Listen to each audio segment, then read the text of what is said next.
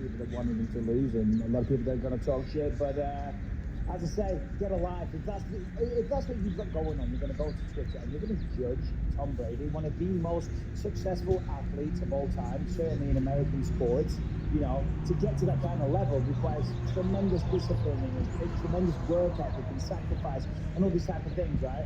And then he goes and gets drunk afterwards, and you're gonna bitch and you're gonna complain. Get off the man's case. I just don't give a shit. He's a famous guy. He's drunk. Football players used to go to strip clubs and smash strippers on the ass and fucking get hammered and do blow and fucking. And maybe he didn't know there was going to be tons of media there and people waiting for him. It's just the way it is. He's just a victim of his own success, I guess, in certain, you know, if you look at it a certain way. But anyway, God bless the guy. Good for him. Okay, real quick, we must thank Manscaped for supporting today's show. I do love my lawnmower. Are you talking about the 7,000 rev per minute motor with quiet stroke technology? I am. Are you talking about the LED light which illuminates grooming areas for a closer and more precise trimming area? I am.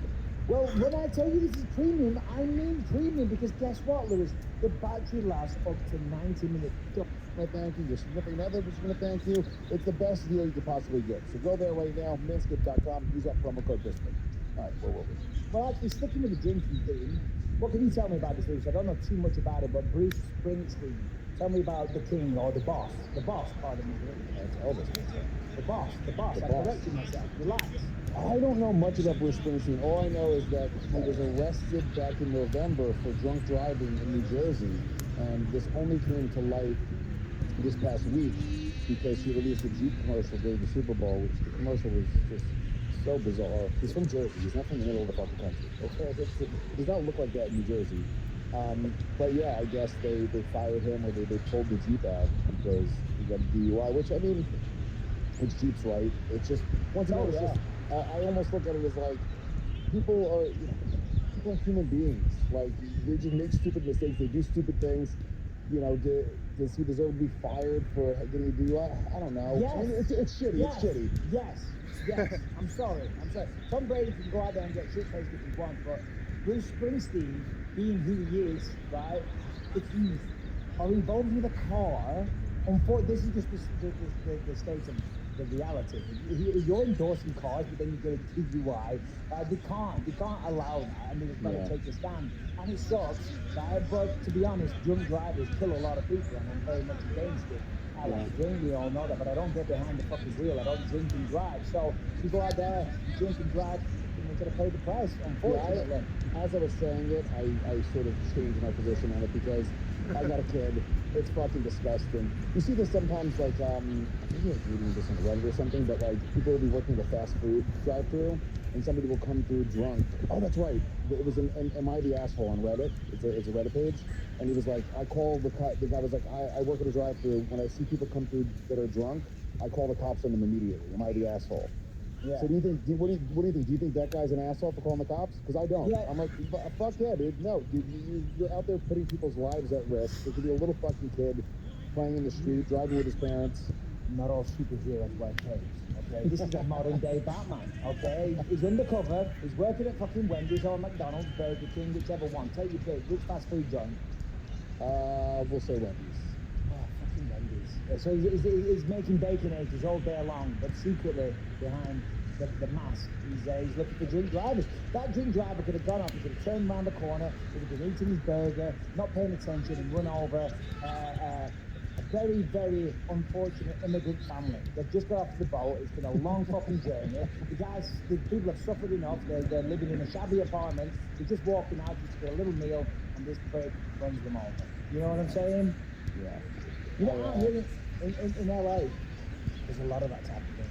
It is crazy. It seems every day on the news, hits and runs and things like that. And I see this more often than I would like.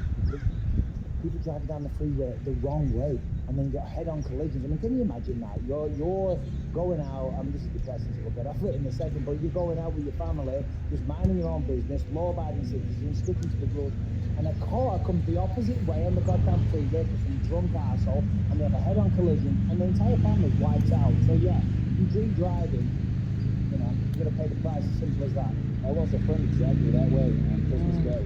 The few years ago. Really good guy who worked at a comedy club named Rick, and he was just such a good dude.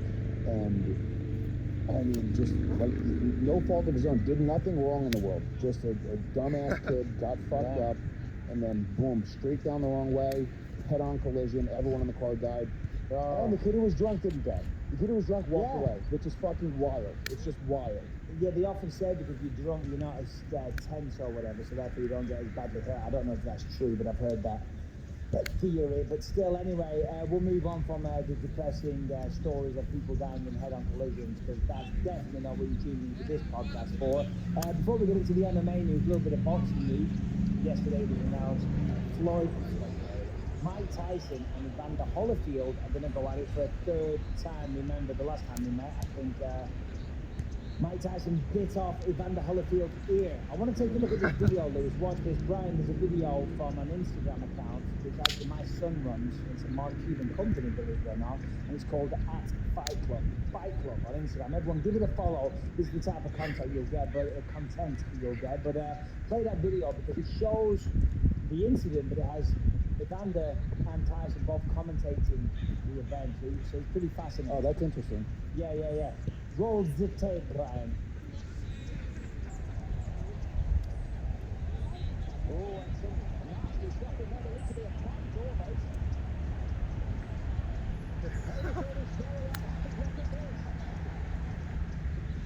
Had a bit of ball. Yeah, that's fucking. I was getting ready to fight the daylights out of him. And I was going to bite him in the face. I was biting his face. I was going to wait for the I was going to get the back. Because, when you're from the ghetto, they say, if you do something, you got to do it worse than what they did. I really wanted to bite him back. And all of a sudden, in my mind, that always how bad did it hurt? Did you see how high I jumped? That was wild. That just shows how crazy Mike Tyson was back in the day to bite somebody's ear off. Absolutely goddamn insane.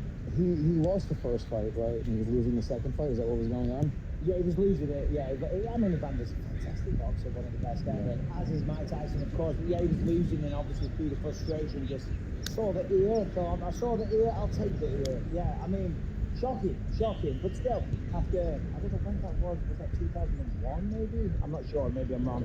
But still, they're having a rematch, and apparently they're going to generate up to $100 million each, or something like that. If I'm wrong there, Hamilton, chime in. But still, isn't that amazing after all these years and at their age? I mean, they've got such a brand name, but to make $100 million when they're, I don't know, in their mid-50s, good for them. Can't hate on it. Yeah, good for them. I mean, it seems like probably not a viable business plan for whoever's promoting the event. It's like they're not. I don't think Evander Holyfield versus Mike Tyson 3 is going to sell like an insane amount of pay-per-views. I don't know. I disagree.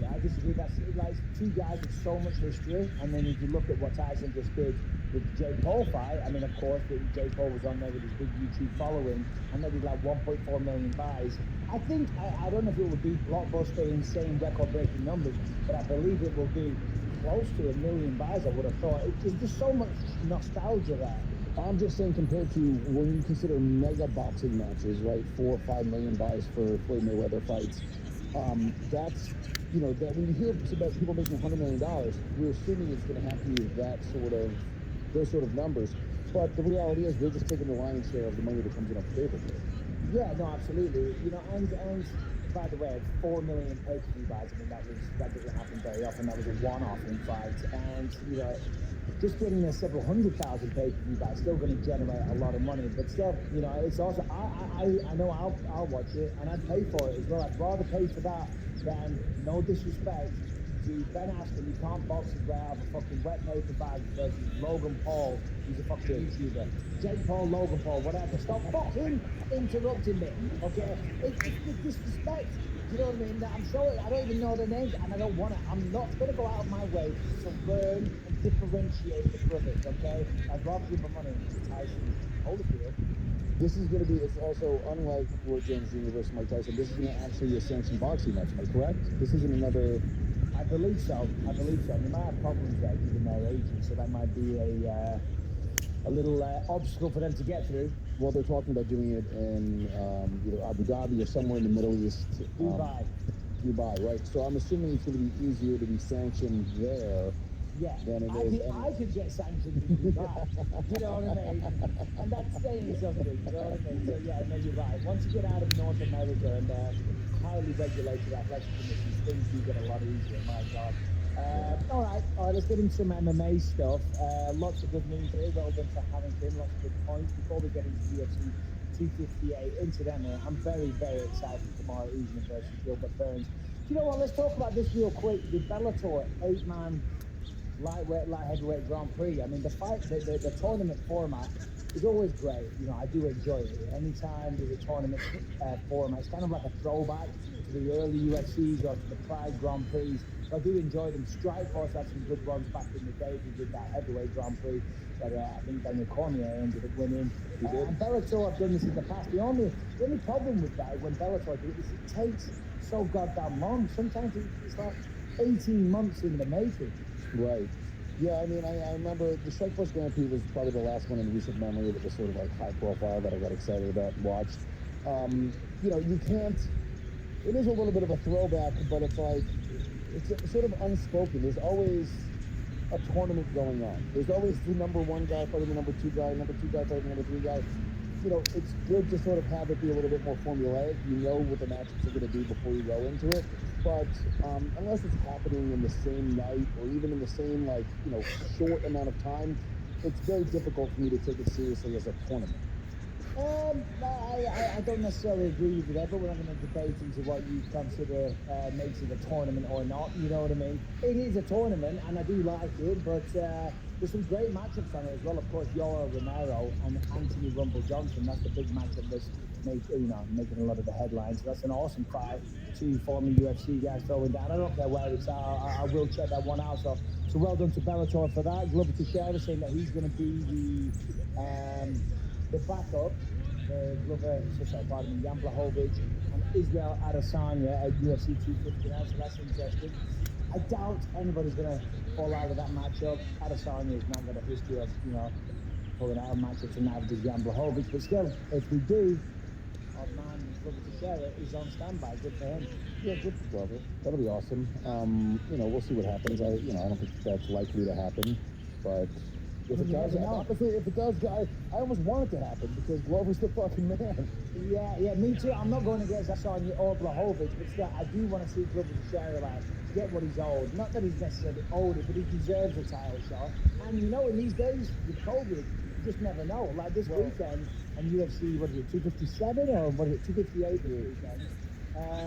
Pedro Munoz versus Jimmy Rivera. That was, I think, he was opening the main card. That fight used to go 18 miles. Unfortunately, because one of them, I forget which one, tested positive for COVID. So you never know. I think that's part of the reason why for these big fights, the UFC are taking the extra measure now and having that an official backup because, you know, for a pay-per-view, there's so much promotion goes into it, there's so much planning and things like that, and to lose half of the main event is absolutely catastrophic. It's just smart business, you know. Well, let me ask you a question. If Jan had to pull out of the fight, would Glover be fighting Israel? And then in that case, it wouldn't be a title fight. That would just simply be a really great matchup. Still be a good fight, but there's not going to be a title on the line now, which would suck for Glover. Imagine if he went out there and beat Adesanya, took his oath, but didn't get the belt. You know what I mean? That would suck. It'd be you know, it really would. It'd be unfortunate. But still, best of luck to both of those guys. What else? But Johnny Walker suffered a torn pec in training for his bout against Jimmy Cruz. Filling in for the injured Brazilian is the friend of the show, Anthony Smith. Anthony Smith bounced back from back-to-back losses with the win over Devin Clark his last time out. Fair play to Anthony Smith. You know what I mean? He did bounce back and he needed a win because he had some tough losses. But the man is a warrior. He will fight anybody, you know. And I really do enjoy and appreciate the attitude of Anthony Smith because I'm not going to say the last of a dying breed because that's almost insulting to a lot of people on the roster, but he's definitely got the qualities that you look for in a fighter. You know what I mean? Like the type of, that old cliche. Anyone, anytime, anywhere. He's kind of cut from that cloth, and I do very much enjoy it. Yeah, Anthony Smith is the man. He's had a.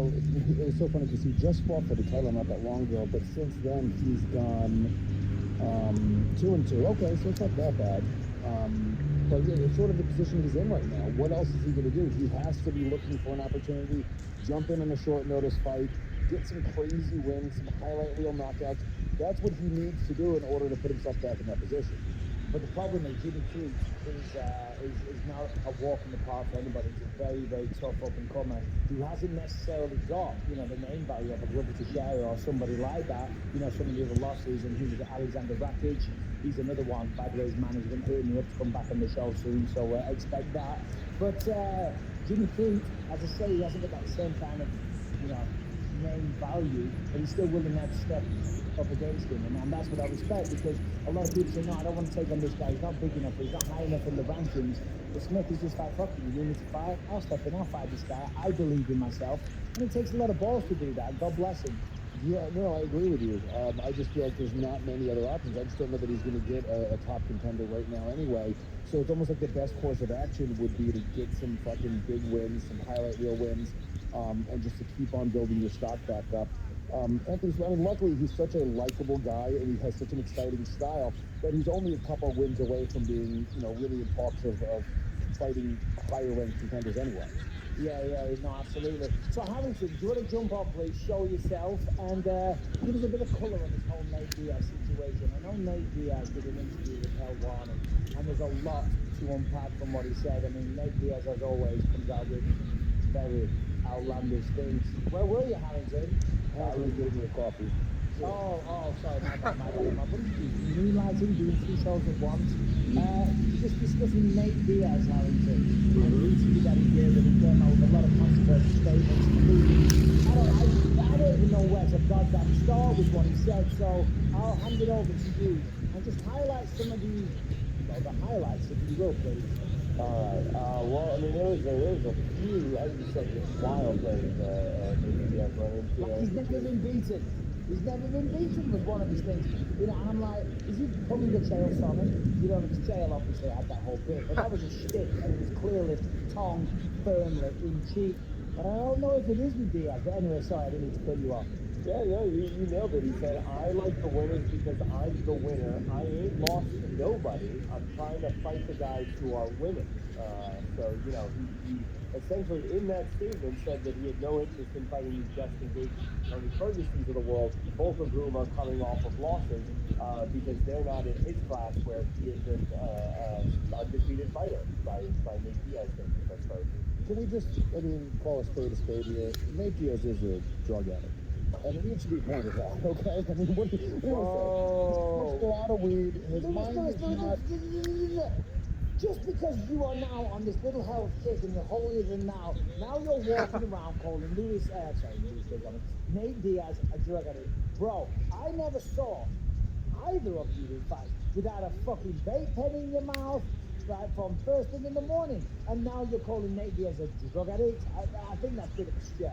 I need to be consistent here. Yeah, you also shouldn't take anything that I say seriously because I'm a drug addict, or Harrington for that matter. When you start hanging... He smokes weed. You can't call him a drug addict. What else is it? Fine. Potato. Drug addict, pothead. It is what it is. You just can't really take what Nate Diaz says at face value. He says ridiculous shit. On the Helwani show, he was so high. It was fucking wild. Potato, pothead. And he, what was he saying? He was saying that Conor, he was basically making excuses for Conor losing, saying that he emptied the gas tank too soon, so to speak, and that's because Poirier knocked him out and Diaz didn't knock him out. You know what I'm saying, Harrington? Well, he also said, I'm not going to play that fucking nice guy like Conor McGregor did with him. Conor just walked him right into the taking. I think a fight would be more real, more serious situation for me. I don't think you could sleep with that, insinuating that this new Mr. Nice Guy, Conor McGregor, who just wanted to help promote his hot sauce and donate $500,000 to charity, is what contributed to McGregor losing that fight. Yeah, I don't think that's what contributed to losing the fight. But Nate Diaz, I mean, listen, he's a tremendous fighter. People want to see the man fight, and I understand he knows his worth and all the rest of it. So that's part of the reason he doesn't fight too often, and he's holding out for more money and all the rest of it. But ultimately, you got to fight. And he sits there and he's very opinionated. He talks a lot of shit about a lot of people. Get in the octagon. That's the best way to prove your point. And now he seems, and we talked about this on the last show, so we won't dwell on it too long, but moving up to 170, that just seems to be so bizarre. You've got all this action going on in the lightweight division. You've got all the stars, all his rivals, Dustin Poirier, Charlie Olives, Charles Oliveira, Conor McGregor, Justin Gaethje, all these people, and it's like, you can see me at 170. I just don't understand that motivation.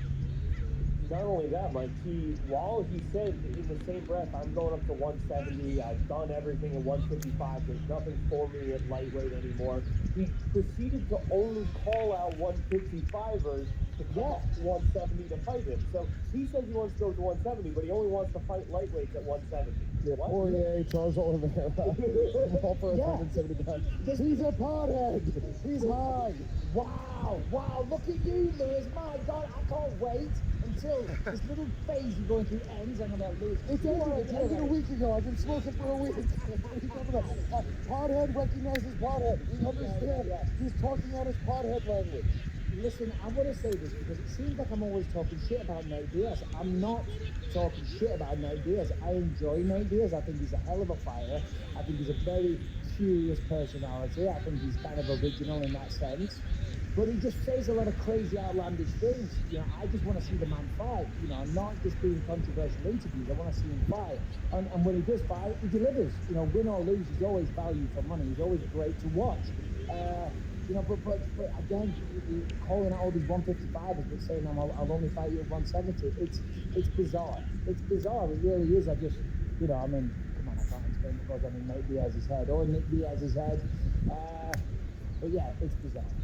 Yeah, the whole thing is bizarre, and you're not going to find a bigger Nick or Nate Diaz fan than me.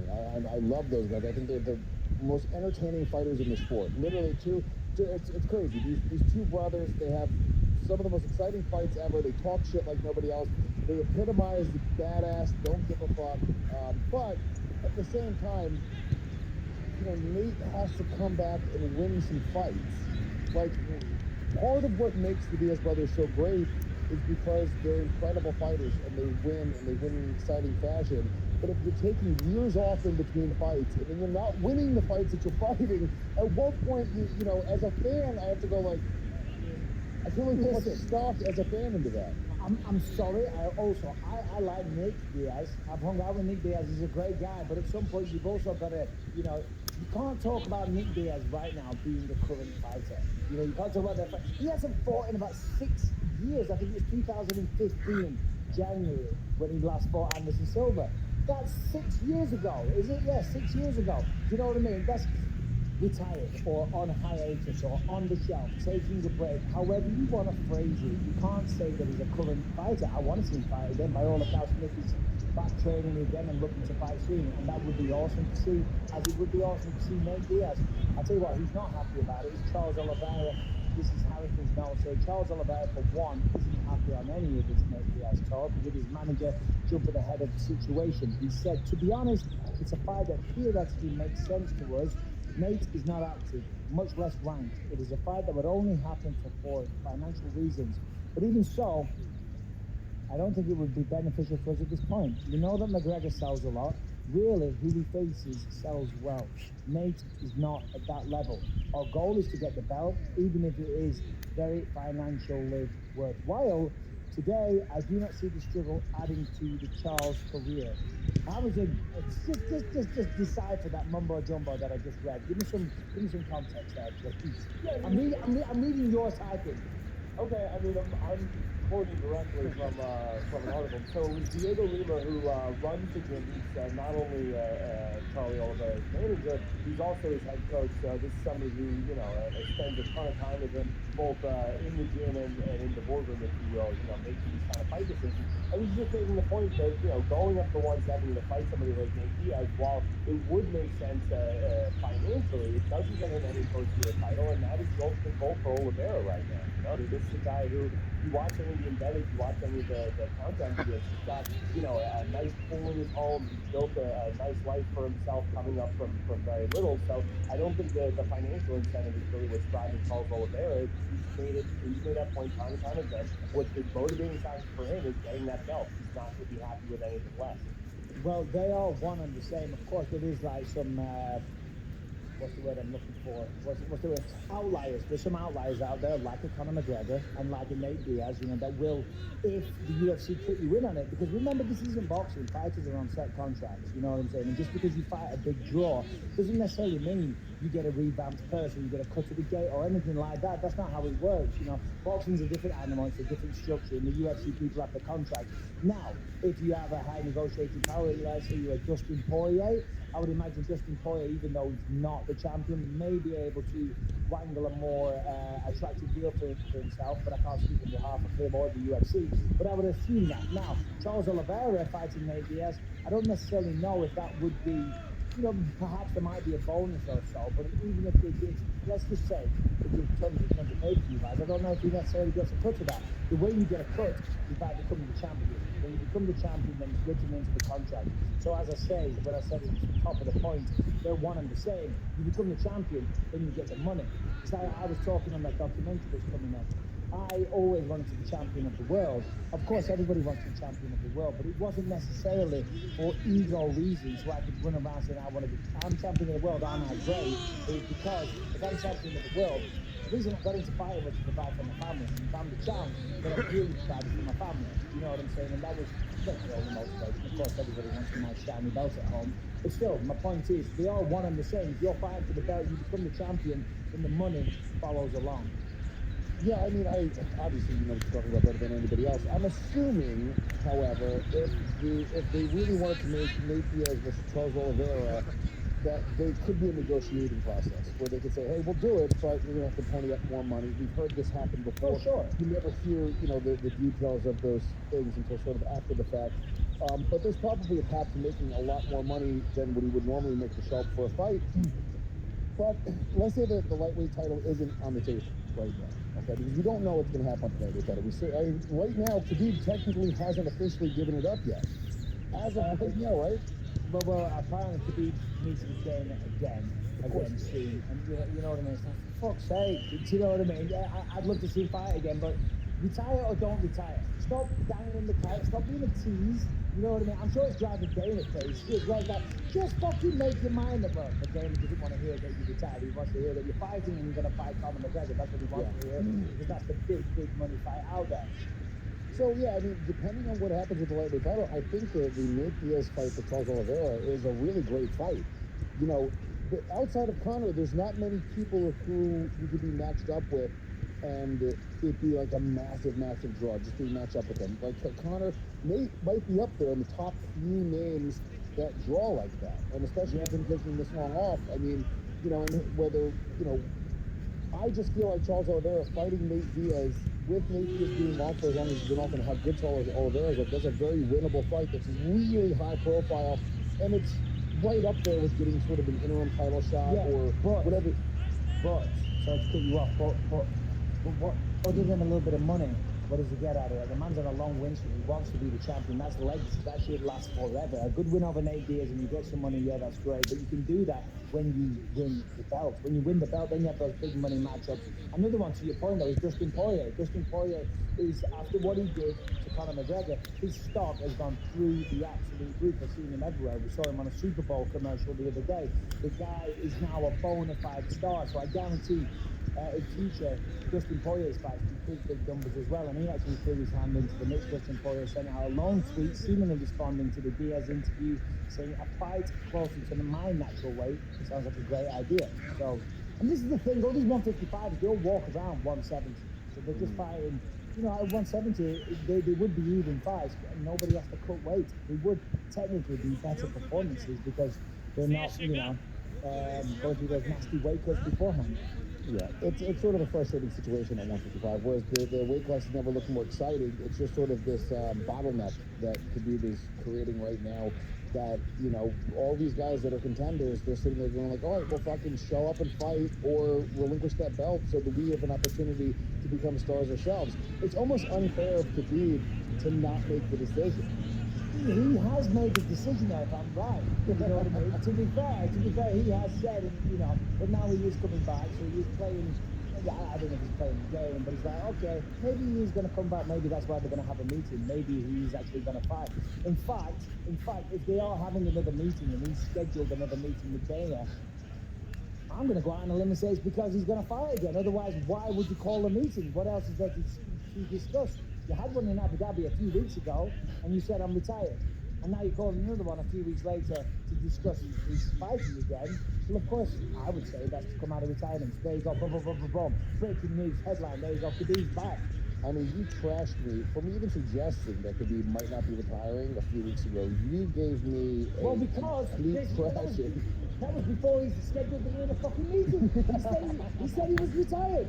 Now he's doing another meeting. Okay, this weekend we have UFC 250, and you might be thinking about putting some money on. Well, don't until you've heard or you check out Premier 5 Picks. Premier 5 Picks is run by Bart. So we know each other's game insides and out. Oh no, but I'm truly excited for this one. You know, I was screaming last week in the pub. Hey, good luck. So this weekend, I tell you what, I've been waiting for this one a lot, Lewis. Gilbert Burns taking on Marty UFC 258. This is last week in the post-fight show. I got a little silly, as I often do. And do a bit stupid and silly and just trying to hype fights up and whatnot. But I'm truly excited for this one. You know, I was screaming, this is one of the best MMA fights you're likely to see. You get the true champion taking on the true #1 contender. Gilbert Burns has smashed through everybody, and it's just a tremendous fight stylistically. Then you got the storyline that we both used to be training partners and friends, so we know each other's game insides and out. But still, yeah, I'm very, very excited for it. And you know, the undercard's not bad. It's not got massive star power, but there's some really, really good fights. If you go through it here, let me see. We've got Rodolfo Vieira taking on Anthony Hernandez. Rodolfo Vieira is a very, very highly. He's a very good jiu-jitsu player. I don't know what words I'm trying to put. Highly touted. He's not highly touted. He's fucking good. He's a world champion multiple times with jiu-jitsu. He's got heavy hands as well. Taking on Anthony Fluffy Hernandez, who doesn't really have those jiu-jitsu accolades whatsoever, but he's a banger, so that should be a good fight. Main card, Julian Marquez, Maki Pitolo. Then you've got Bobby Green taking on Jim Miller. That's an awesome fight. That got bumped up to the main card because, as I said, Jimmy Rivera and his opponent got bumped off. Kelvin Gastelum taking on Ian Heinisch. Good to see him back. And then Macy Barber and Alexa Grasso. Harrington, you must be so happy. You've been dying to talk about Macy Barber for so long. Here's your chance, bud. Jump on. Take the reins. Take the reins. It's your show. Let's go. Dude, I am so excited for this fight. Very rarely do I get up for, female fights. Most of the time that's like, popcorn time and it's going to end there. Smith over here. Fuck me. Jesus Christ, Harrington. The professional athlete. Okay. Have a little fucking respect. Okay, 9 times out of 10, that woman is not either Rosana Yunus, Amanda Nunez, or Valentina, like a Wei Lee. We're gonna see a, 3-round, 5-round decision fight. It is what it is. These two ladies absolutely love. He kept putting his foot further in his mouth. Joanna Jędrzejczyk. Yeah, sure. Amanda Ribas. We've got so many great talent. Harrington, please. Oh my gosh. I'd say edit this bit out, but we can't. It's too late. It's too fast. It's not us, though. Can we separate ourselves from Harrington and his sexism? I never knew you were such a misogynistic, judgmental, anti-feminist movement piece of shit, Harrington.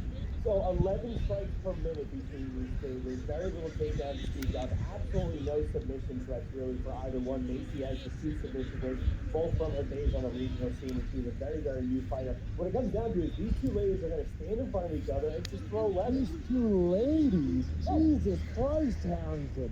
They're fighters.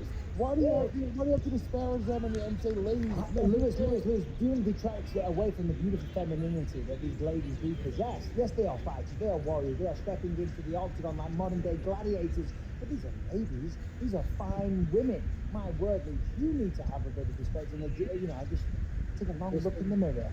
Crispin, we're sort of doing the thing where we're trashing Harrington for being No, but sexist now right you're now. doing the thing where I'm trashing you now. No, you're misunderstanding this. The whole angle here was Harrington is disrespecting these female fighters.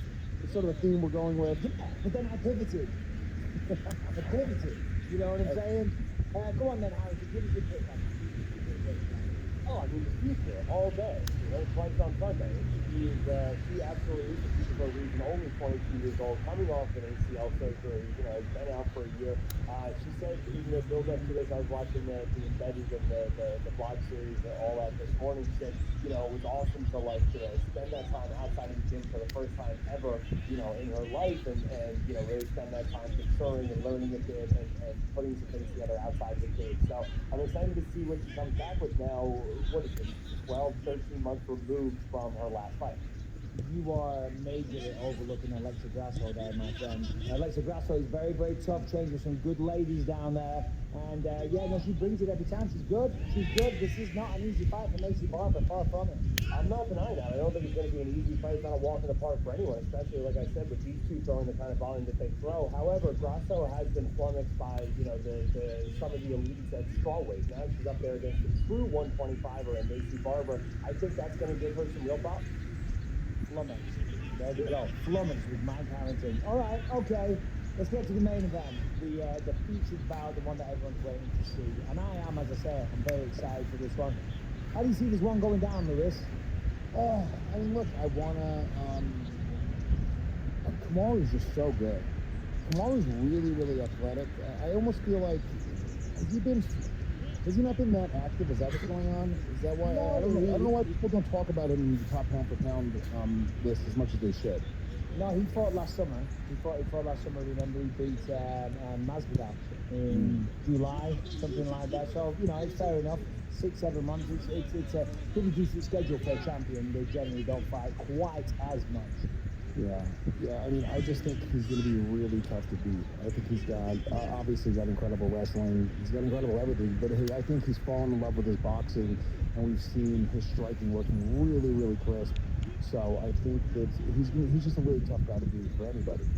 All right, so let's have a look at this. Obviously, Kamaru is the wrestler, and Gilbert Burns is the jiu-jitsu guy, if you want to give them a label. But they're both very good strikers, as you just said. I think if you look at them on paper, the speed advantage probably goes to Gilbert Burns. And in fact, Gilbert Burns this week was saying he knows what used to happen. He basically alluded to the fact that he was submitting, and it sounded like he alluded to that he was submitting quite frequently. He was like, he knows what happens if we hit the floor. And by the way, can I just say how much I respect Gilbert? Because yes, they are friends, and yes, they are fighting, but he's also talking a little bit of shit with it as well. Do you know what I mean? He's not afraid to go there with it, you know.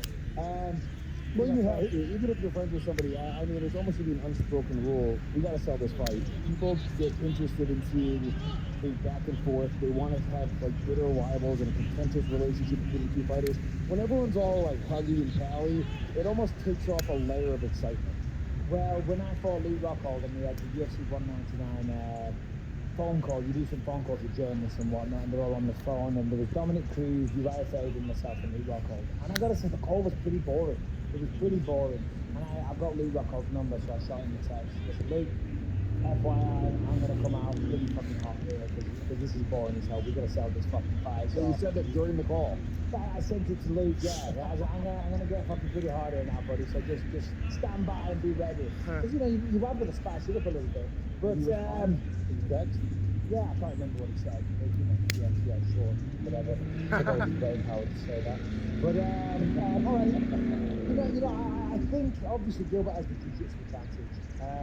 And I think he's probably a little bit hungrier as well, and he has the faster hands.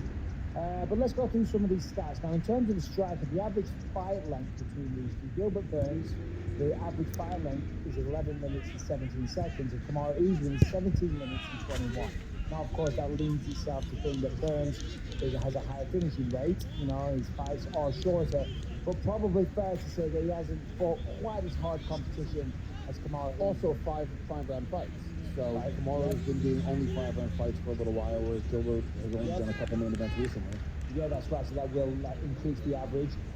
Knockdown average per 15 minutes for Kamaru Usman is 0.36, and for Gilbert Burns 0.35. So almost identical there on the knockdowns per 15 minutes. So that's very even. The strikes landed per minute. This is kind of telling. 4.5 landed per minute for Usman, 3.15 for Gilbert Burns. So he's a slightly busier striker statistically. Striking accuracy, again, Gilbert Burns tried top part of it. Kamar Usman is ahead here. Striking accuracy for Usman is 53.7% versus 46.2% for Gilbert Burns.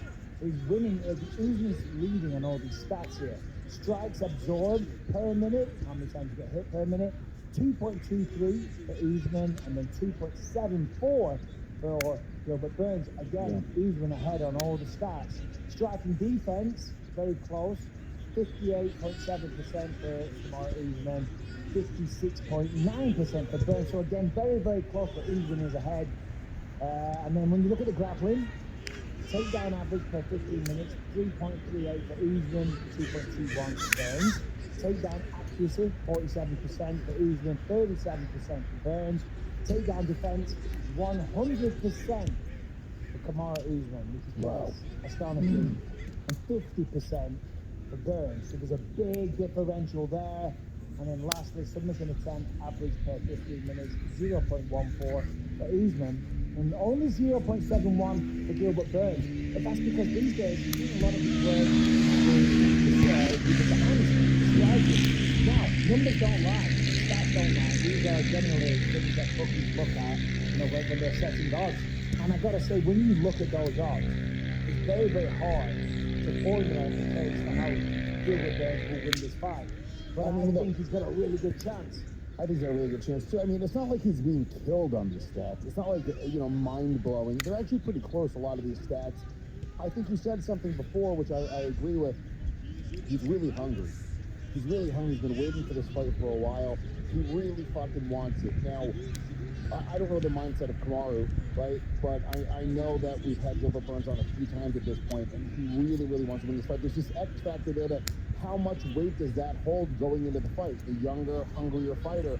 Kamaru hasn't lost a fight since his second fight. I mean, how long ago it was? I just saw his record. I mean, he's all but undefeated. When a guy loses that early in his career, nobody's really laid out a path, especially in the UFC, high caliber opponents. Nobody's laid out the path on how to beat Kamaru Usman. So I think that's another factor that sort of, where you can be as hungry as you want to be, you still have to go in there and beat a guy who's essentially looked unbeatable in the UFC. Yeah, and I think another factor to consider as well is that obviously both of them were teammates, and Henry Hooft was their head coach. Now, Henry is a tremendous coach, very, very good Dutch kickboxer from Holland, and good from Holland, yeah, go figure. And he just rounded out his style for MMA. He's a tremendous coach. Now, the thing that I'm saying is, Usman left, and now he's training with, I think it's Elevation Fighting with Trevor Whitman. Maybe it's not Elevation, I forget the name. But anyway, he's training with Trevor Whitman, is the point I'm making. And Trevor Whitman is one of the best minds in mixed martial arts. I'm telling you, the insights and the knowledge that he has in the fight game and striking and strategy and everything, all in, is second to none. It really is. That's why the UFC have him. Some fights, he's like, after the rounds, they go to Trevor and he gives his advice on the corner work and things like that. And every time he gives some insight, it's always very, very good. It's always powerful stuff, and it's always very notable, always very noteworthy. So the guy knows a lot. Now, the reason I'm bringing this up is because Usman and Gilbert Burns are the same coach for a long time, right? So all the words or not all of the knowledge that Henry Hooft can give, but probably a lot of it, Usman's already absorbed. Right, so he's still going to have that knowledge. He's probably going to know a little bit about how to train. Yes, of course, new training methods come up all the time, but you know how they formulate the classes. You probably know the type of things they work on, the type of combinations. Now he's got to Trevor Whitman. He's given a whole new look, and he'll already have all the benefit of training with Henry Hooft. He's got all that stuff downloaded. That's in his backpack. That's in his brain. He's got all that there, and now he's only adding to his arsenal with what Trevor Whitman's giving it. Of course, a different approach, different combinations, different psychology approach, different training partners, all these things. can be very beneficial. Doesn't mean they will be, but there's a very good chance that they're beneficial. So when you look at the fact that the stats are all in Usman's favour, and then you look at the fact that he's with a new coach, and that's probably going to be beneficial. Again, I'll lean towards Usman, but I've just got this feeling. I have a feeling that Gilbert Burns is going to pull it off. I really do. I feel that I don't want to pick against Gilbert Burns because he's a friend of the show, been on multiple times. Kamara's been on multiple times as well, so I shouldn't say that. But once. But I feel like Gilbert Burns is legitimately a friend of the show. You know what I'm saying? Whereas Kamara did an interview with the show, so I feel bad picking against him. I legitimately do. But if I have to pick, backs against the wall, I kind of have to pick Kamara. You look at his performances against Masvidal, Covington, and I mean Covington had a speed advantage and still lost the striking fight. Tyron Woodley, Rafael dos Anjos, Damian Maia. How much did he go to the ground with Damian Maia? Do you remember? I don't remember now. I don't remember. But Damian Maia, to be fair, as good at jiu-jitsu as what he is, he hasn't been submitting everybody. You know, the writing's on the wall with Damian Maia. He's just going to avoid the ground, and a lot of people got hit to that. When he first came to the UFC, people knew he was good at jiu-jitsu, but didn't know how good. So they were happy to like kind of go down there and test it a little bit. And now people know, fuck that, don't do that. Yeah. But and he doesn't have like the most powerful takedowns either. Yeah, no, striking. He actually did get better, Damian Maia, actually, towards the end. Towards the end, he's still alive and he's still fighting, I think, as well. So my apologies. Towards the end, before he died in that deadly car crash. No, listen, as I say, this is a lot of the time where I go wrong with my picks because I look at the stats, I look at the records, and I look at everything, but then I get excited by the personal story. You know what I'm saying? And I truly believe that Gilbert Burns may pull this off against all the knowledge, against all the stats, all the numbers, what the betting, what the bookies say, what everyone says, the whole narrative says that Usman wins this fight. But I just feel that the form that Gilbert Burns has been on lately, I'm not saying he does it, but there's a very, very good chance that we have an upset on our cards.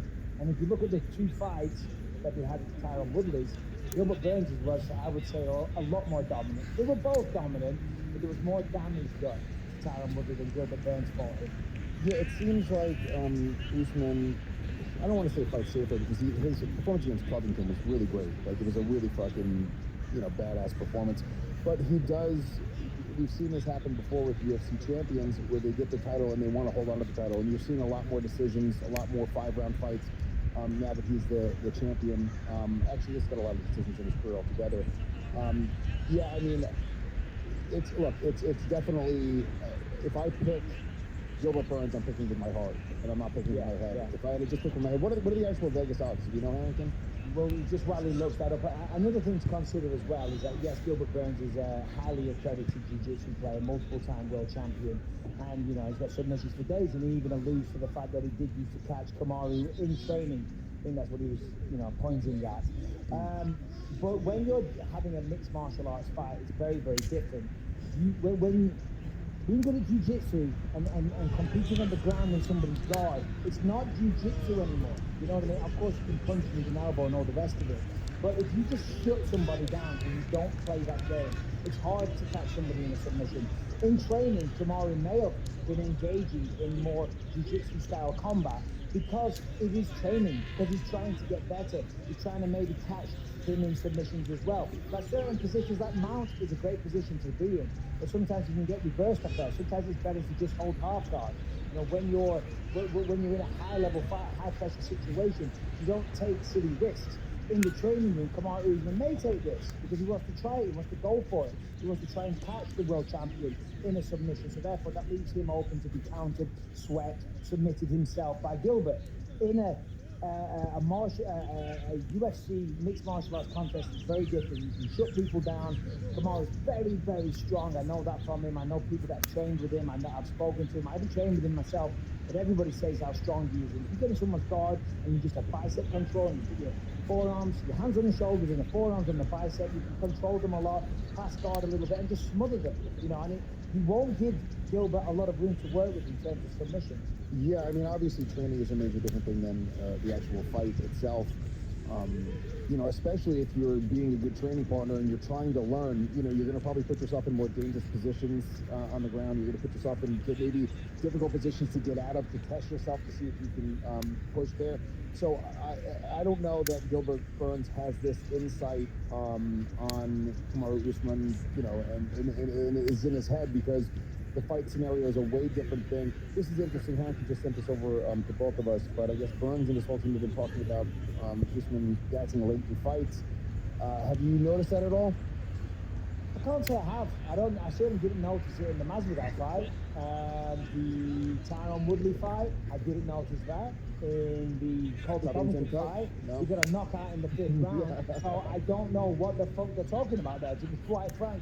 And a little birdie that's very, very close to the situation, that shall remain nameless, knows them very well, knows them both, and I will not name them, so don't ask as well. But I asked him, I said, off the record, who wins this fight? And he said, they're both incredible. He said, but on his day, he said, there's not a man alive that beats Kamaru Usman at that weight. So, and that's someone that knows them both and sees them both in the training room. So, yeah. Everything points to fucking Usman winning this fight. But I just think that Gilbert is going to catch him with a left hook, and he's going to do some damage, and he's going to follow it up. Right now, when I fought Matt Hamill, I said to my manager, I said, I've seen it. I know how the fight goes. He says, oh, what did you see? I'm like, okay. He comes in, he rushes towards it. I step to the side, throw a right hand, boom, I drop him, he goes down. I give him a little follow-up. It's like, oh, shit. I'm like, yeah, that's how it's going to go. Did not go like that at all. Got my fucking ass kicked for a bit. So I could be wrong, but I've had a premonition, I've had a vision, and I see, hold on, Gilbert Burns, dropping a left hook, dropping Kamaru Usman, diving on, and getting a rear naked choke or some shit. Wait a minute. No, it's not a vision. It's another ocular migraine. Never mind. Yeah, you were wrong about that. Don't mock my ocular migraines, bro. I might be going blind.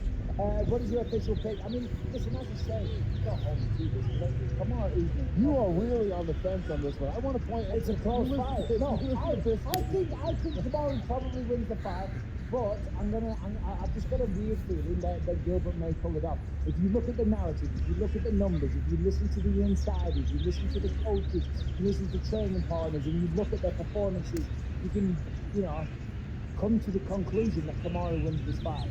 But I do believe, because MMA, small gloves, one tiny little mistake is all it takes.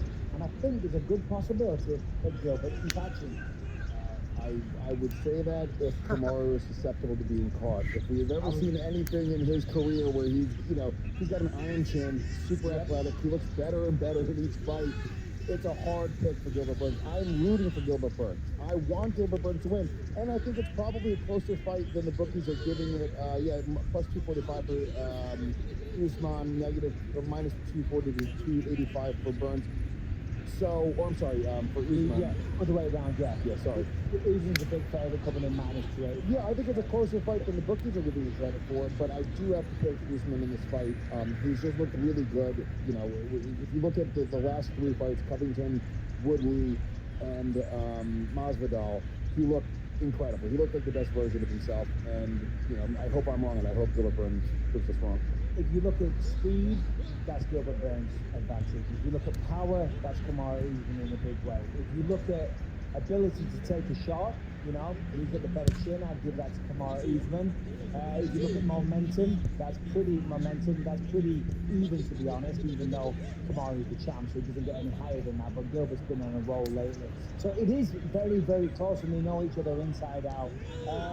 If you're going to put money on this fight, I'd put it on Kamaru Usman. But I'd also put, a good prop bet of Gilbert Burns catching the left hook in round 2 or something like that. Because there's a possibility for that. But yeah, all right, I'll say Usman. I will say Usman because, as I said, everything I've said for the last fucking 25 minutes points towards Usman. But I like Gilbert. I like him a lot. And if anybody deserves it, it's him. But I will say this, may the best man win. Sweet. Very cool. Real quick, let me plug a couple things. Go to our iTunes, leave us a 5-star rating, positive review. We love the positive reviews. Go to our YouTube channel, subscribe right there, hit the notification button. Every time a brand new show drops on YouTube, you get a little notification right to your phone. If you guys want access to every episode of the show that we've ever done, both ad-free and uncensored, you get them all at gasdigitalnetwork.com. Use the promo code GYN. get a 14-day free trial. It's still $150 a month on the premium service if you decide to keep it. This weekend, best thing, I'm in Houston. We got Nice. a live I'm podcast Sunday night. Well, you know, I am if you guys are in the Houston area. I won't be going down to Houston, but no, have fun, enjoy. It's for the fans that are listening. Protection. It's simply said.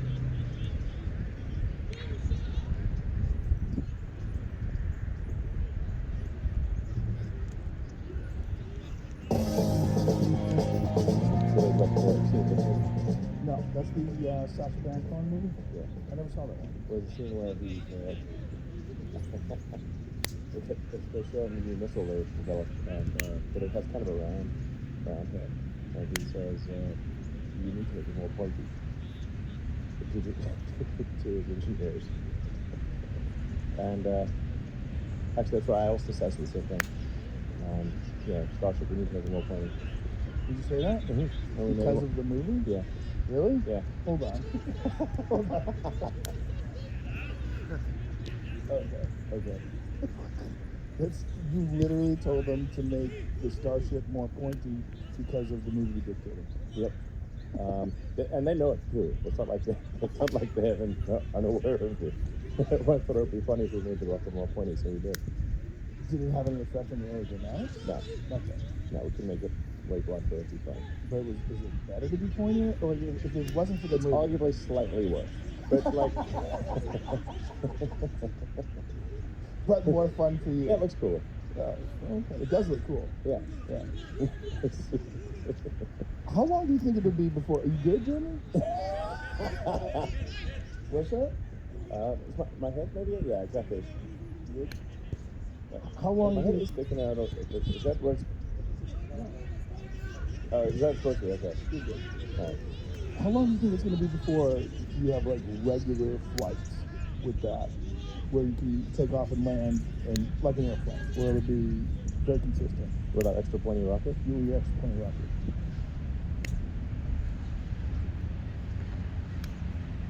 You mean Earth to Earth transport? Or to Just orbit any or kind anywhere? of- Yes, people. Yeah. People. Anytime where you could just do it with people Yeah. and have it land all the time. I think it's probably 2 years away. 2 years ago. That's really nice. 2 years is pretty cool. Yes, people. We'll have a lot of fights between that now. That's crazy. That's 2023 is not that far away. That'll be right before you know it. Yeah. 2023. That flies. How many times have you had explosions with those In your guys? rocket. I don't know, like 5 or 6. What are those like? What is it like when you watch it explode and it's supposed to land and it just Oh, this is a test program. We expect it to take place. Of course. It's weird if it doesn't take place, frankly. really? Yeah. People, trying to develop advanced rockets at a high speed, and you want to get them in orbit. You have to run things close to the edge, and the whole rocket is evolving. The engines, the structure, avionics, the software, the ground systems, all evolving simultaneously. So, and the whole production system, which is actually harder than the rocket design by far. So the rocket and engine and avionics production system is, and the launch system is 1,000% harder than the initial design, at least. Really? Yeah. So when Same with a car, it's like 10,000%. It's easy to do a car prototype. So when you're scaling towards the future, you're looking at mistakes or corrections, improvements, and all these different things. That's how you come up with this figure of approximately 2 years. The current plans continue to accept, plot the points in the curve of progress, then we should be doing regular orbital flights with a high probability of safe landing in 2 years. So We're getting to orbit this year. Our goal is to get to orbit this year. And I don't think you'll totally understand. Like, Starship is the largest flying object ever made. This thing will be about over 5,000 tons weight on liftoff. It's going to go straight up 5,000 tons. this is much heavier than any aircraft by far. There's no aircraft even comes close to this weight.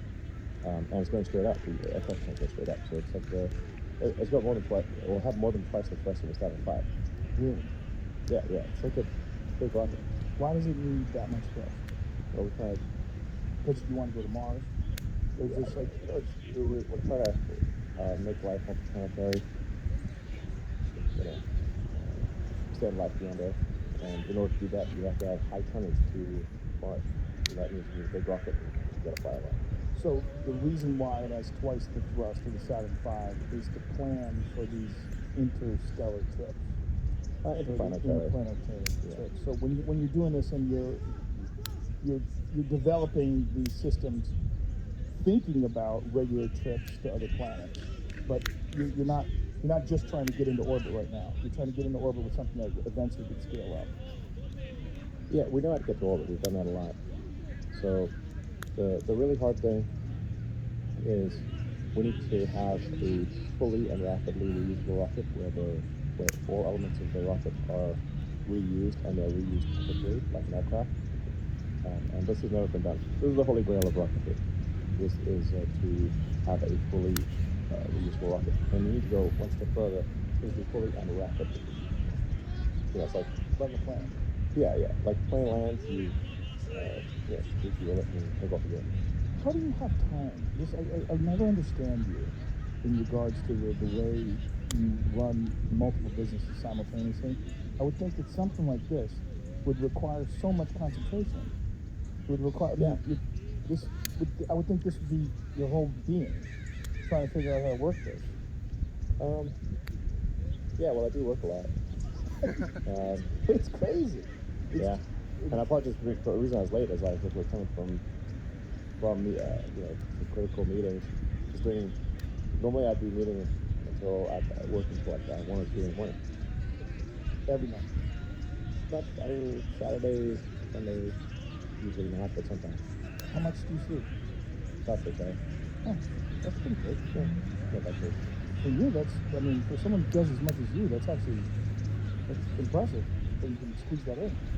Yeah, I try sleeping less, but then total productivity decreases. Yeah. So you feel like 6 is the number where Yeah, so it's taking up a lot. I don't find myself needing answering more questions. So when, like with the Saturn V and the space shuttles and all these other rockets, they would have these parts that they would get the ship up into space, but they would descend down to Earth and crash into the ocean, and they would never use them again. Okay. How do you avoid that? Like, what is the difference between the way these things are structured? Like, the whole thing goes together, and then it lands together. Well, we're on the wrong planet for a single stage to orbit. Right. I think one thing to appreciate about space is getting to space is easy, getting to orbit is hard. So you only need maybe 1 or 2% of the energy to get to space, to where the atmosphere is thin, compared to what you need to get to orbit. And if you get to orbit, now you've got to burn off all that energy. You're coming in like a meteor. You need a powerful heat shield. So it's like super difficult to get to orbit at all. And then if you get to orbit at all, then making those stages reusable means they're going to come back intact. And then the upper stage is especially difficult because it's got so much energy. All the energy you put into it, you have to take out. So it's you're literally coming in like a flaming meteor. And most things will just melt melt or vaporize. So, like if you're a xenotite coming from orbit, you just be ignorant. Yeah. Funny way to put it. Yeah. Now, the space shuttle, they had tiles, right? That was the way they avoided the heat. These heat shield tiles. What do you use with the SpaceX rockets? Yeah, we're have a more advanced version of the shell cap. It's what we use as a kind of ceramic, essentially. It's some form of silicon oxide, aluminum oxide, carbon, phosphorus in there. And is it like a one piece, or is it in tiles? The way tiles, yeah, these hexagonal tiles. You can see with these starts with actually increase the size of the heat shield. So it's tough because the tiles are they're kind of like it's not quite right now. They're kind of like dinner plates. Like they're brittle and they're the surface and the thermal transfer is different from metal. So metal will expand and contract differently from the tiles. And the tiles also get super hot, while metal can be super cold. That's hydrogen fluid behind it. So you have this differential expansion and contraction, which makes the gaps in the tiles expand and contract. But if the gaps get too big, then you get aluminum oxide, carbon going in there. And is it like a one piece, or is it in tiles? The way The tiles, yeah, hexagonal tiles. You can see the heat starts with actually increase the size of the heat shield. So it's tough because the tiles are they're kind of like it's not quite right now. They're kind of like dinner plates. Like they're brittle and the surface and the thermal transfer is different from metal. So metal will expand and contract differently from the tiles. And the tiles also get super hot, while metal can be super cold. That's hydrogen fluid behind it. So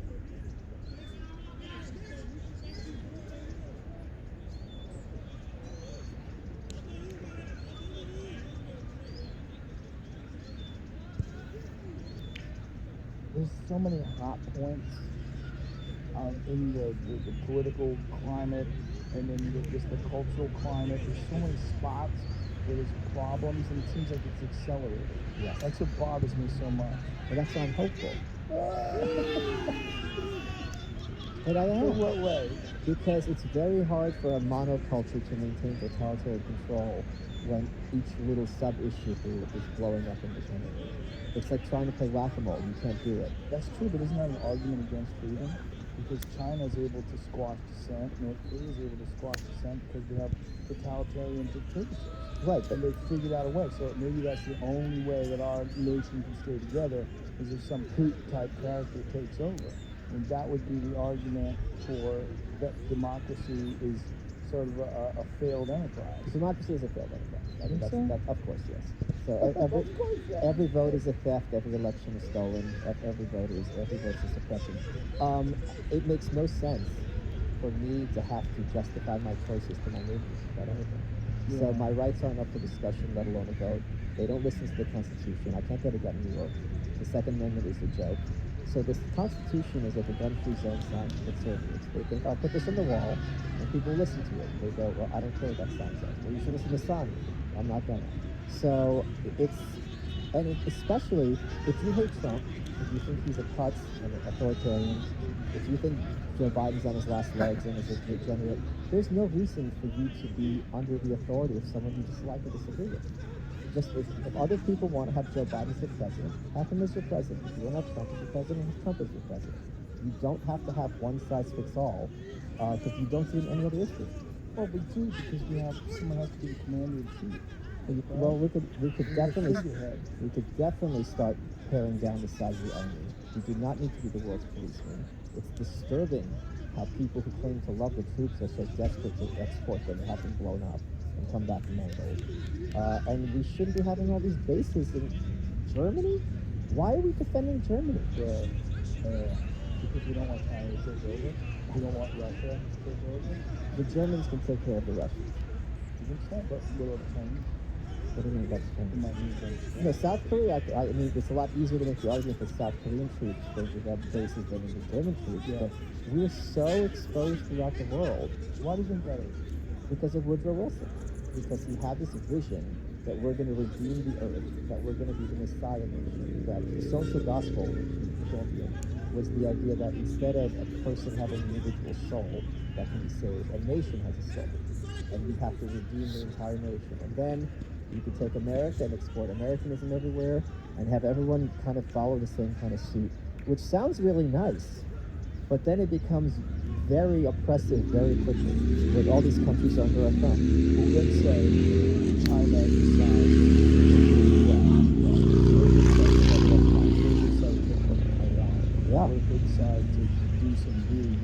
shit and just push. I don't think that we have the space ourselves in terms of military or in terms of international affairs to stand up to them. I think anything on that level would have to be just like the world wars, some sort of coalition. Don't you agree? Yeah, maybe. But Just even in terms of sanctions, The we problem couldn't be is- the ones doing it ourselves. they might be crazy enough to nuke us. China? Yeah. The only people who've ever used nukes militarily is us. Yeah, how about that? I don't think they're that crazy. So what do you think they would do? I don't know, and I If think a it's war broke out between the United States and China, you don't think any nuclear weapons would be used? It seems kind of crazy. It's like agreeing to keep your right hand in your pocket while you have a boxing match. I think it's more like let's not give each other chainsaws in a boxing match, because if one uses it, the other is going to use it. Yeah. So one of the great things about the end of the Cold War is they took Gorbachev, who's head of the Soviet Union, into the bunker, and they gave him the dress rehearsal about how to retaliate if the Americans nuked us. And even in that simulation, he said, I'm not pressing this button, I'm not going to respond. Reagan was the same way. He had decided, as aides say, he never said this on the record, of course, that he's not going to retaliate. So both of them were playing this kind of prisoner's dilemma, where they both decided we're not going to retaliate with nukes, but each thought the other one was going to be able to retaliate. It was this great kind of moment in history. And it's wonderful that these two warmongers, Reagan, you remember when he's a crazy person, he's getting us into war, we're going to get nukes, well, and Gorbachev, he's the head of the evil empire, and both were like, we're not doing the nukes. Now the Chinese is a different story, because they're feeling their oats and they're getting very aggressive. And the fact that so many in the media have a very kind of at least ambiguous perspective on China is of enormous concern. Why do you think that is? Do you think they're in their pocket? I don't know. Yeah, I think they're in their pocket. Yeah. That's really scary. Well, see what they did to the NBA. They got them to back down. You remember when the NBA was supporting Hong Kong? No, what happened You there? don't remember? I don't. NBA. Oh, What do I know about the that? NBA was supporting Hong Kong. A lot of NBA players were tweeting about Hong Kong, and all of a sudden China was like, "What the fuck are you talking about? You want to have no NBA in China? Do you know how much money this is?" And they must have had some internal discussions, and then the NBA the players completely backed off. The NBA itself started saying pro-China things. No, Yeah. Oh yeah. You don't know about I this? did not know about this. Yeah, it scared the fuck out of a lot of people. It should. Because these are organizations that are wholly American, And symbols of America. but that's also how Doctor Strange, the movie Doctor Strange, in the comic book, Doctor Strange's mentor is a Tibetan man. Yeah. In the movie, it's a woman, a bald woman who dresses like a monk and a white lady at that. Definitely not Tibetan, because China doesn't believe in Tibetan. Oh, yeah. they had good Well, Red deep Dawn. influence. Red Dawn was the famous one. Red Dawn in the 80s. It was the Russians, and when they invaded, it was the British were invading America because they didn't want to have China invading America Yeah. because they're going to air in China. Yeah. Lenin had Wild, right? Lenin has this quote which he never said, but which is ascribed to him, that the capitalists will give us the noose with which we hang them, and it's shocking to me to what extent corporate power is just soulless and is just chasing that buck. And on some obligation to their shareholders. right, but it's yeah. I'm very optimistic about the future of America, but I'm very disturbed about what's going on in West Asia. It's amazing how much gets done under the premise of the obligation to shareholders. Oh yeah. I tweet this out, like the hard left analysis of corporate America is a lot closer to truth than people realize, because we've seen for a year a systemic assault, both physically and economically, on mom and pop and medium and small business, to the enormous consolidation of giant corporations. We've never seen anything like this, not even during the Great Depression, during Wilson. I'm in New York for all my life. The best ice cream store in America, whenever I go to a city, I try to get ice cream. Ice and Vice, closed. When I was a kid, mom, immigrant, used to take me to Century 21 to get cheap clothes. I'd be bored out of my mind. As an adult, I started going there. My entire life, 3 branches closed. Every little unique store doesn't have the bank to stay alive after a year. Whereas Target and Walmart and Amazon, they're sitting pretty. And You New think York's that- becoming a mall. Yeah, it is becoming a mall. Do you think that's on purpose? Yes. Like, you really do. You don't Yes. think that this is just a consequence of the pandemic? I think when you have corporate media and when you have all these big corporations and when things work in a way that favors them, in their minds it's win-win. Because I'm seeing very little concern from politicians about these small businesses that are being destroyed. Yeah. We had those big bailouts in 2008 of every bank, and no one's bailing out Ice and Vice. No one's bailing out Century 21. Too bad. What about all these waiters and all these cool restaurants? My favorite restaurant in New York, St. Peachy. I mean, they were like small. They had it's like an Oriental Express car. It's a little secret place. They're publicizing it. I don't know if they're still around. It's just, it's very, very sad to me. It is sad. Because a restaurant is like the ultimate small business. It's someone who has a passion and a sense of creativity, who's been a chef, and now he's like, I'm going to share my artistry with food, with people, make a living for it. There's not going to be anything like this on earth. I went to Joe Beef, your favorite place, for my birthday. Thank you to Greg. It was amazing, but it's also unique.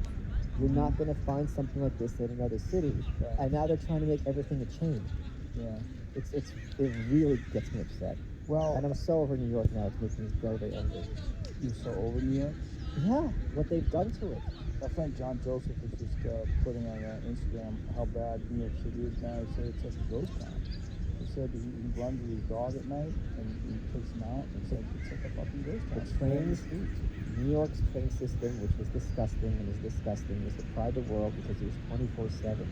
It hasn't been 24/7 in close to a year. You know, and like all the kind of every neighborhood had its own personality, and that's quickly falling away as all the unique stores that anchored it fall away, all the unique restaurants, all the unique shops. And they don't care. They don't care. Well, clearly the politicians haven't lost paychecks because of this. Their income has there's no correlation between how badly the economy has collapsed in their city and how much the money they make. Right, and how much power they have and prestige. Janice Dean, who works at Fox, she's been doing relentless work on Cuomo and what he did in New York and with the nursing homes and the hypocrisy. Gavin Newsom in California, out to dinner with all his friends. No mask. No mask. You would Lied think about being outside. You would think these people have a little bit of shame, and they don't. So I'm shocked and delighted that the New York Times started turning on Cuomo by several. It's surprising. Well, we know they have to. You think so? Yeah.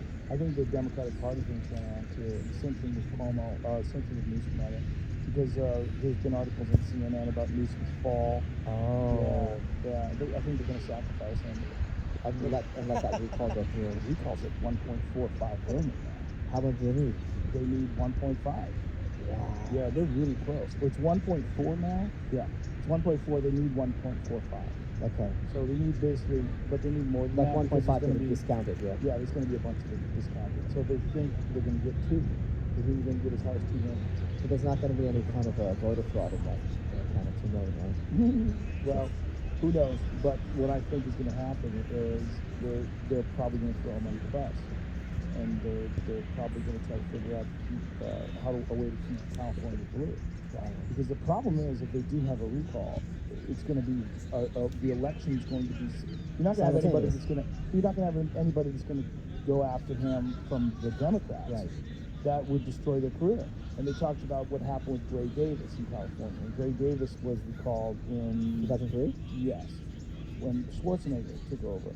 That happened, and there was someone from the Democratic Party that went against Gray Davis, and their career was over. That was it. It ended. It ended right there. That is probably what's going to happen unless someone is like really charismatic who goes against Gavin Newsom. But Newsom's been so egregious. Yeah. Everything about what he's done, the fact that he allows public schools to just die off, but private schools can have sports. Yeah. And so these kids in these public schools that were counting on getting some sort of scholarship in sports, they can't do that. But kids in private schools can play sports. Kids in private schools can go back to school. Like there's a lot of crazy shit that the fact that his winery was open, or other wineries were closed. The fact that he went to that French Laundry restaurant and lied. Big lie. It was an outdoor event. No, it wasn't. There's a chandelier over your head, you fuck. There's no chandeliers outdoors. If you see stars, you're outside. If you see a chandelier, that's called a fucking roof. I started selling shirts that said Governors to Gitmo, governorstogitmo.com to get them, and people love them. Because at a certain point, this is something else people need to think about. In a few years, we're going to be discussing what personal consequences these politicians have to face for what they've done. Yeah. Because just voting them out or not giving them a salary is not going to be enough. No, the because there's, decisions are gonna go in. and the incentives are against them. You're going to have, if there's a pandemic, every incentive for you as governor is to err on the side of caution and shut everything down, Yeah. rather than have some risk where everything in life has risk. Every business person has that risk. Yeah. So the incentives don't align with their power, and it leads to very nefarious consequences. Yeah, for sure. But 75% of all the businesses, or the restaurants rather, in Los Angeles are gone. 70? No. Yeah. I had Craig from Craig's and John Trozian, who runs a bunch of restaurants and bars, and they gave me the statistics. It's 75% of the restaurants in Los Angeles are gone. Does that even count fast food places who survive? No. Independent. No, most fast food places are fine. But that's the point. Is the 25% going to be Burger King? Well, what I think is gonna happen is there's gonna be quite a few that come back. There's gonna be really good chefs and really good restaurants, and they're gonna get loans and they're gonna come back, but it's gonna be hard as fuck and it's gonna take a long time. But there's gonna be a lot that never make it back again. And restaurants are traditionally that's a high risk, low reward. Like the amount of room that they have in a regular restaurant in terms of profit margin is so small that Craig was telling me that when someone uses DoorDash, Yeah. like their profit margin, like DoorDash is 18%, take 18%, their profit margin is 15%, so they lose 3% when someone uses DoorDash. They're just trying to stay open. They're just trying to keep their customers engaged. They're trying to feed their loyal customers. It's also the whole experience going to place. Yes. Well, they've allowed outdoor dining to reopen in California, but they've stopped showing COVID data, which is hilarious. They always Is promised. it hilarious? It's not hilarious. No, it's not hilarious. It's disgusting. But they always promised this transparent approach scientific. and show this. You gotta trust the science. You know, this Gavin Newsom is always saying that, but now they're hiding their data. It's like everyone's furious, and there's no options. It's like there's nothing you can do, and these people are fucked, and there's never been a time where someone came along and prevented you from working. You know what really kind of triggered me in New York is that Cuomo gave the green light to reopen like movie theater, beauty salons, gyms, whatever, and in schools. And de Blasio, who's the mayor of New York, said, well, we're not going to let the gyms open for a week or 2 weeks because we don't have enough inspectors to go in. And it's like, have the gym owner hire an inspector, pay a fee. Yeah. And I mean, this is the one place where people are concerned with their health. De Blasio is the only guy that I find more disgusting than all the rest. Well, he's a commie, but it's also this kind of like, who are you to just be like, we can't do it, so you're gonna have to sit and wait and like another 2 weeks for your savings and livelihood. It's reprehensible. He's also a different rules for me Yes. for me guy. He was going to the gym. Of course, Yeah. yeah. There was a compilation of all the hypocrisy. I think it was Gretchen Whitmer's husband was asked about her, and he's like, "Oh, I resent this question." No, it was the governor of Illinois, maybe. Pittsburgh, whatever his name is. I resent this question. It's just like poor Nancy Pelosi going to the hair salon saying they should open with an no apology. mask on. Yeah. It was a setup. Yeah. It was a setup. Yeah, there's so many of them, and they're just showing their skin. They're showing their lizard skin. Yeah. Yeah. And peeling their mask back. And I think a lot of people correctly are getting very, very, very, very angry. I just wonder what they can do other than vote these people out and who they're going to vote in. I mean, what the influence. Yeah, the influence that whoever is controlling these people has on these politicians is going to remain pretty similar, And the problem is, like, economically, places like LA and New York, it's going to be years before they can recover if they ever do at all. New York's not going to be New York when it recovers. It's going to be Times Square. That's scary. That's my concern. Why would you come to open a business where the entire infrastructure is designed to spit on you? Well, there's no more disgusting example than what Garcetti did in LA, where he allowed the movie. Did you see that one lady that had outdoor dining and they shut outdoor dining down? Which, by the way, there's no evidence at all that outdoor dining is spreading the virus. Right. None. They shut outdoor dining down. This lady had spent thousands of Oh, dollars. yeah.